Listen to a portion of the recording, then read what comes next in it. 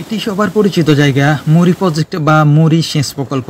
মুড়ি প্রজেক্ট ফেনী জেলার অন্যতম স্থান, যেখানে রয়েছে শত শত মানুষের স্মৃতি বিজড়িত মহত্ব। পূর্বের ধারণা অনুযায়ী সোনাগাজী, ছাগলনাইয়া, ফুলগাজী, পরশুরাম উপজেলা এবং চট্টগ্রাম জেলার মিরাজসরাই উপজেলার আংশিক এলাকা বর্তমানে সংযোগ গড়ে তোলার একমাত্র উত্তম মাধ্যম হচ্ছে এই মুড়ি প্রজেক্ট মুড়ি রেগুলেটর, যার কারণে চিটাগং ফেনীর মাধ্যমে মায়ার বন্ধন সৃষ্টি হয়েছে।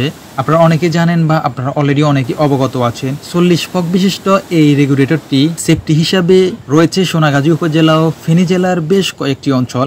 মুসাপুর রেগুলেটর ভেঙে যাওয়ায় বাংলাদেশ পানি উন্নয়ন বোর্ড কড়া নজরদারিতে রেখেছেন মুড়ি প্রজেক্টের এই রেগুলেটরটি। ভারতের উজানডলে নেমে আসা ফানির গতির কাছে রেগুলেটরটির অবস্থা ভয়াবহ। সুইচগেটটি টেকসইয়ের চেয়ে ফানির গতিবেগ অনেক বেশি থাকার কারণে মুড়ি প্রজেক্টের রেগুলেটরটি হাই রিস্কে রয়েছেন, পানি উন্নয়ন বোর্ড জানিয়েছেন। সবাই বেশি বেশি করে দোয়া করবেন।